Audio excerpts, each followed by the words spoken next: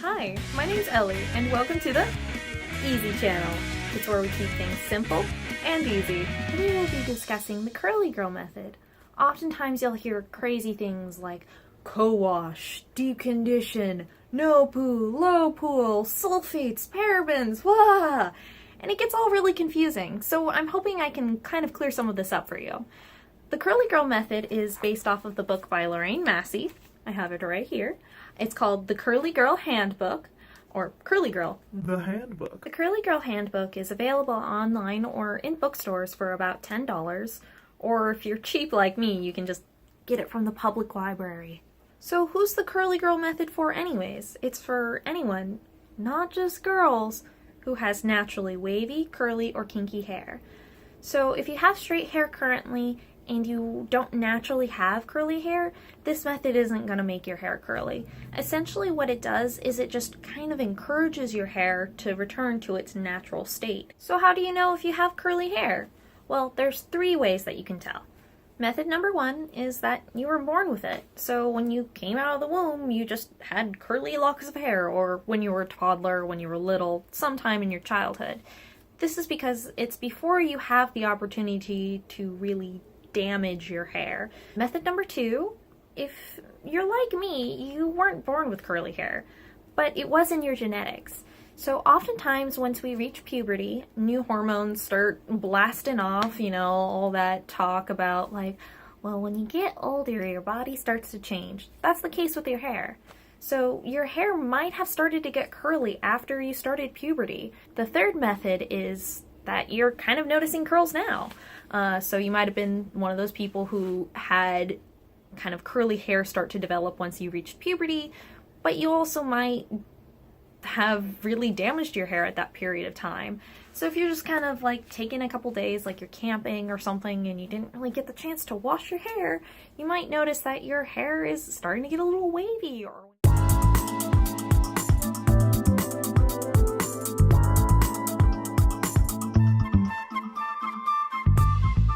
now we're at the fun part. This is how you start the curly girl method. The first thing you need to do is to put down your hair dryers, put down your hair heat tools, all those styling things that burn and fry your hair to a crisp. Put down that hairbrush that's causing all of that frizz and all sorts of shampoos and stuff that aren't good for your hair. We'll get to that in just a second. However, these things like dyeing your hair, putting heat on your hair, and brushing your hair are damaging it. You think it's actually helping because at that time it's like, ooh, my hair looks kind of nice. Ooh, look at that. Look at that. But the thing is it damages it in the long run. So your hair in a couple days will be really, really frizzy because essentially you've damaged your hair shafts. So really, the trick is to stop fighting with your hair. No heat tools, except for when you diffuse with a blow dryer, but that's a different story. That's different than putting direct heat. No hot showers, or at least on your hair. Hot shower your body, but like maybe put your hair aside. No straighteners. Straighteners are a no-no. Those and curling irons, I don't know why you'd want to use a curling iron when you have naturally curly hair. And don't dye your hair for a little while. Allow it time to rest. Then don't brush your hair. That's another thing. You should really finger comb it in the shower after putting in conditioner to detangle it. I know it seems hard to put down your hairbrush because you might feel kind of grody or weird for not brushing it every day, but we're not like our straight-haired friends. Essentially, when you brush your hair, it frizzes it out. You're kind of pulling it in ways it doesn't want to be pulled. And then you end up with this big old triangle shape around your head, much like Hermione Granger in the early Harry Potter movies. To gain more insight on how these chemicals affect our hair, we should learn a little bit about our hair. So essentially, your hair is kind of like a shaft. It is like a little bean pole, and on the inside there's another. And it has like the 2 layers, and the inside layer is where it's kind of like has all the goodies, and the outside layer is what we see. So it's coating it. The outside layer is very much like a pine cone, where it kind of has these ridges that kind of open and close with the temperature and what you're doing to your hair. And so this allows the chemicals and the product to go inside of your hair. And keep in mind, when I say chemicals, everything's a chemical. I'm not saying like, oh, scary, nasty chemicals. Don't be afraid of them. When I say chemicals, I'm just kind of talking about general items of products. But essentially what happens is that they're able to enter the hair shaft through that kind of like opening in the first layer and get into the second layer, which is where we want to moisturize and strengthen our hair. The next step to starting your curly girl journey is to look at the ingredients on your shampoos, conditioners, and honestly any hair product that you have. There are a few ingredients that you want to avoid. These are sulfates, silicones, parabens, and drying alcohols. Some are okay. We'll get to that. Now let's learn about what exactly makes these chemicals bad for your hair. First up is sulfates. Sulfates are an extremely harsh cleanser. While you are cleaning your hair, you're also damaging at the same time. Because the thing is that with curls, the way they work is essentially, since we have kind of that twisty, curvy pattern in our hair, the natural oils called sebum from our scalp that make it shiny and healthy aren't able to get all the way down. So if you have kinky hair, you're going to have to moisturize a lot because there's lots of little tight coils that are very difficult for the oil to travel through the rest of your hair. If you have wavy hair, you're going to have to moisturize less overall. Like the oil is able to travel through your hair more naturally. So when you're using a sulfate shampoo that just kind of strips your hair of all of its natural oils, you're just going to have really dry hair. And frizz is caused by dryness. So your hair's going to reach out and be like, I want moisture, please. And get really big in the bad way. It's not voluminous, it's frizzy. Next up is silicones. Now, if you remember from my earlier explanation where I was explaining how the hair shafts work, silicones basically fill in those little gaps that normally would allow for moisture and product to get inside to the second layer. So with silicones, it just kind of creates this cast in a bad way, like a coating of silicones around your hair. So a lot of companies actually put silicones in their products because it makes your hair look shiny and healthy, when in reality, it's not. It's just a shiny coating on the outside. And it's not water soluble. What that means is it cannot dissolve in water. It will just stick to your hair and the water won't be able to get it out. So you have to use a sulfate shampoo to get it out, which would dry your hair.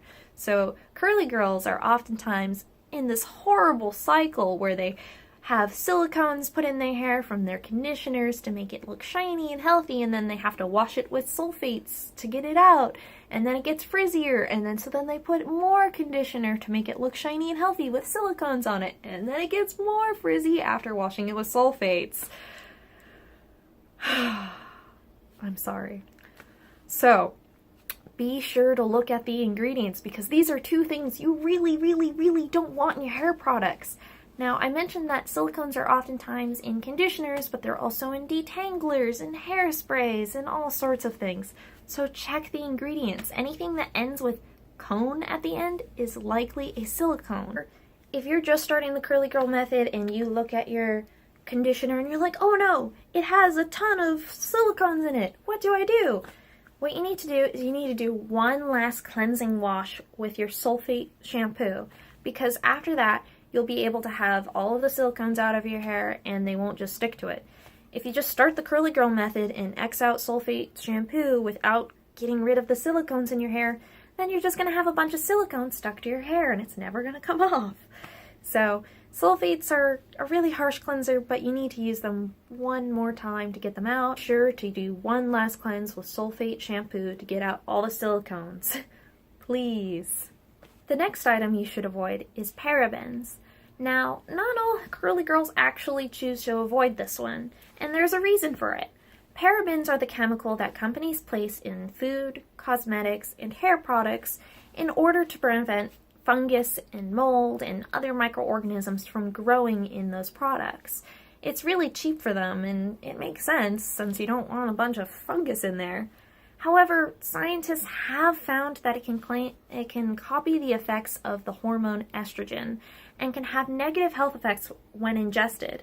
Now, since with our hair products, we're just putting it in our hair, and parabens are water soluble, some curly girls don't mind having it in their regimen because it doesn't have that same negative health effects. However, a lot of curly girls choose to stay away from parabens. The final item you should avoid is drying alcohols. Now, some alcohols are okay, so if you see alcohol listed on your product, that may or may not be a good thing. So I'm going to include a list of drying alcohols and moisturizing alcohols down below. Since we want to moisturize our hair, moisturizing ones are perfect. Go for it. Use products with moisturizing alcohols. But if it has drying alcohol, that's going to counteract the effects of you trying to fix your hair. So do not use drying alcohols. Now, for the number one most important thing about starting the curly girl method, that's getting yourself a good conditioner. You could skip anything else I'm about to say as long as you had no direct heat, you have no sulfates, no silicones, and you don't brush your hair, and you use a good conditioner. That's all you need. That is the bare minimum, like the bare bones of the curly girl method. That is all you need to get decent hair. Now, the rest of the stuff I'm about to talk about will help. It will definitely help a lot. But, like I said, this is the bare minimum, is having a good conditioner, no heat, no silicones, no sulfates. So, I actually have a good brand right here. It's Suave, believe it or not. The Suave Essentials Tropical Coconut Infused with Coconut Extract and Vitamin E Conditioner is a really great starting place for brand new curly girls. You can get this giant bottle, like it's as big as my head. See, this is huge. For $2. The curly girl method does not have to be expensive. It can be expensive, but there are lots of good products that are just as good as top of the line stuff for a much cheaper price. In fact, I would say some of the best curly girl stuff is actually pretty gosh darn cheap. Now, something that I would highly recommend is getting a decent styler. This can be a gel, a mousse, a cream, but some sort of styling agent will really help get your extra definition in your curls. They don't have to be expensive. I'm still playing around with stylers, but if you want something really cheap, this big ol' vat Eco Gel is a pretty good starting point. It's only $5. After your hair is completely dry, don't do it beforehand, you want to scrunch out the crunch. Now, what scrunching out the crunches is basically a cast around your hair will form. This is especially the case if you choose to use a gel as your styler. So look like it's wet, but feel like it's dry, and it'll kind of feel crunchy. You break off the outer coating, and that's the purpose of scrunching out the crunch. So, what scrunching is you basically, let's see if I can get my hair in the shot. You grab your hands or a microfiber towel, and you bring it up to your hair. So you're kind of just squishing your hair up against your scalp. And what this will do is it will follow the curl formation of your hair, and it will bring it down, and it will break outside of the cast. I mentioned that you should use a microfiber towel, but you could also use a cotton t-shirt or paper towels even. This is because the fibers are much smaller and they won't damage your hair as much. Do not dry your hair with a normal towel because those will grab at your hair and cause a lot of breakage. Another thing I would recommend investing in, other than a microfiber towel / t-shirt for drying, is a satin pillowcase. Now, satin is a very shiny material and it has very small fibers, which, unlike cotton, won't grab at your hair while you're sleeping. I also recommend putting up your hair in a pineapple. Pineapples are kind of a fun way to put up your hair, where you just kind of flip it over, grab a scrunchie, and put it up like this.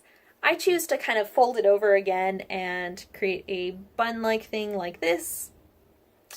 Beautiful. So that way when you're sleeping, your hair doesn't get smushed and smudged, and you have a chance at having those curls last till the second day. Now, one more thing that's really important to the curly girl method. I know I said that you could ignore everything after the conditioner unless you wanted to keep listening, but you're still here. You're still listening. But in actuality, the most important thing is probably be patient. Like, I know it's annoying, but patience is a virtue. You've been damaging your hair for years on end, so it's gonna take a little while for new hair to grow back and the current hair to be rejuvenated. So, patience is key. You're gonna go through a thing called the transition phase. You basically have pre-curly girl, transition phase, then nice curly hair, and then we'll just hopefully keep on getting curlier. I'm actually what's in the transition phase right now, so I have a lot of what I call sad curls, where it's kind of like hair that's trying to curl, like you can kind of see it sort of flies the other way right there, and it tries to curl, but it ends up just kind of getting like a bumpy, wavy pattern. But yeah, so my hair is all over the place right now, because the transition phase is basically your hair relearning its natural curl pattern. It's like, hey, I like being curly. This is nice and comfortable. Ooh la la. So yeah, patience is a virtue, and honestly, you want to keep experimenting with different products and different techniques to find what's best for your hair. Now, for the average time it takes for curls to form when you're first starting the curly girl method is anywhere from 2 weeks to 6 weeks.